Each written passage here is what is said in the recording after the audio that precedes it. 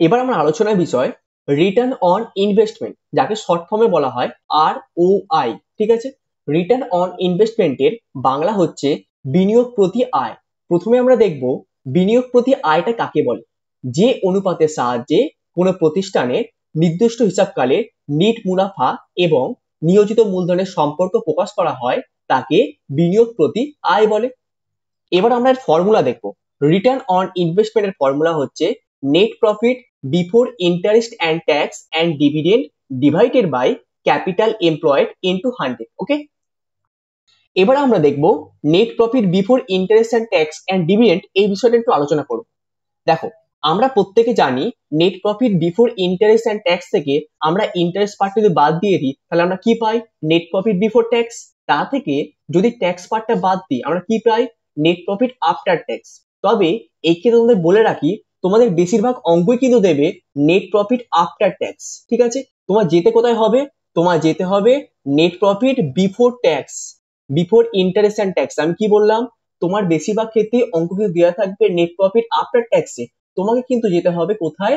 Net profit before interest and ট্যাক্সে। ঠিক আছে, দেখো যদি আমি net profit before interest and ট্যাক্সে যাই তার জন্য কিভাবে হবে? যদি আমি এইটা ধরো আমি net profit before interest and tax থেকে যখন আমি নেট প্রফিট আফটার ট্যাক্সে এসেছি তা থেকে আমি ইন্টারেস্ট পার্টটা বাদ দিয়েছি এবং ট্যাক্স পার্টটা বাদ দিয়েছি, দিয়ে আমি কি পেয়েছি? Net profit after tax. তাহলে যখন আমি নেট প্রফিট আফটার ট্যাক্স থেকে net profit before interest and ট্যাক্সে যাবো তার জন্য আমার এইটা মাইনাস করে তাহলে কি হবে? প্লাস হবে। আমরা প্রত্যেকে জানি যখন আমরা ব্যাক ক্যালকুলেশন করব এই মাইনাস করে তখন কি হবে? প্লাস হবে। তাহলে দেখো তাই করেছি, net profit after interest and tax, তার সঙ্গে ট্যাক্স অ্যাড করেছি, তাহলে আমরা পেয়েছি কি? Net profit before tax. তার সঙ্গে ইন্টারেস্ট অ্যাড করেছি, তাহলে পেয়েছি কি? Net profit before interest and tax. তাহলে কি বললাম? Net profit after interest and ট্যাক্সের সঙ্গে ট্যাক্স পার্টটা অ্যাড করেছি, পেয়েছি নেট প্রফিট বিফোর ট্যাক্স। তার সঙ্গে অ্যাড ইন্টারেস্ট করেছি, তার সঙ্গে পেলাম কি? Net profit before interest and tax. Okay, এবার আমরা একটা অঙ্কের মাধ্যমে এটা আরো ক্লিয়ার করে নেব। কি বলেছে?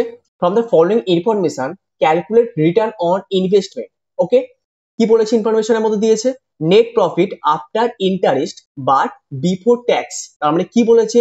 এই ইনফরমেশনটা মাথা থেকে ভুলে গেলে চলবে না। কি বলেছে? নেট প্রফিট আফটার ইন্টারেস্ট, তার মানে কি? ইন্টারেস্টটা বাদ দিয়েছি বাট বিফোর ট্যাক্স, ট্যাক্সটা কিন্তু বাদ দিইনি। এটা কিন্তু বারবার ভুলে গেলে আমাদের চলবে না। আমি কিন্তু ট্যাক্স পার্টটা বাদ দিইনি। তাই যখন আমি net profit before interest and ট্যাক্সটা বার করব, ট্যাক্স পার্টটা আমাকে আর অ্যাড করলে চলবে না, তার কারণ ট্যাক্স আমি বাদ দিইনি। ট্যাক্স বাদ দিই তাহলে আমি ট্যাক্সটা আবার অ্যাড করবো কেন? তাই না? তাহলে আমাকে বারবার বলছি এই জায়গাটাকে মাথায় ঢুকিয়ে নিতে হবে, net profit after interest but before tax. অঙ্কের মধ্যে বলে দিয়েছে। কথাটার মানে কি? এটা বলতে চেয়েছে ইন্টারেস্টটা বাদ দিয়েছি কিন্তু ট্যাক্সটা আমি এখনো বাদ দিইনি। তাহলে যখন আমি ট্যাক্সটা বাদ দিইনি, তাহলে যখন আমি ব্যাক ক্যালকুলেশনে ফিরবো তার জন্য আমি শুধুমাত্র ইন্টারেস্ট পার্টটাই অ্যাড করবো, কারণ ট্যাক্সও বাদ দিইনি, আবার সেটাকে অ্যাড করবো কেন? তাই না? দেখো ঠিক আছে, তারপর কি দিয়েছে? 12% লং টার্ম ডেটস 1 লক্ষ টাকা দিয়ে দিয়েছে, আর ট্যাক্স রেট হচ্ছে 50%, ক্যাপিটাল এমপ্লয় দিয়ে 3,60,000। ওকে, আমি কি করলাম? Calculation of net profit before interest tax and dividend heading করলাম। তাহলে আমি কি বললাম? Net profit after interest but before tax আমার দিয়ে দিয়েছে কত? 60,000 টাকা। আমি কি বললাম? আমি কিন্তু ট্যাক্স বাদ দিইনি। তাহলে কি বাদ দিয়েছিলাম? শুধুমাত্র ইন্টারেস্ট বাদ দিয়েছি। তাহলে যখন ব্যাক ক্যালকুলেশন করবো তখন কোনটা অ্যাড করবো? ইন্টারেস্ট পার্টটাই শুধুমাত্র অ্যাড করবো। ঠিক আছে, এবার ইন্টারেস্টটা কত দেখে নেবো।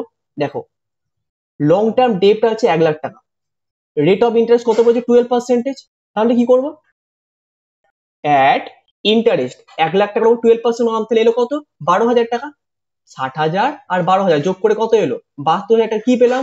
Net profit before interest and tax পেয়ে গেলাম। আর আমরা জানি যে ক্যাপিটাল এমপ্লয়েড আমার এই অঙ্কের মধ্যে ইনফরমেশন দিয়ে দিয়েছে কত? 3,60,000 টাকা দিয়ে দিয়েছে। তাহলে আমি জাস্ট ফর্মুলা পুট করবো।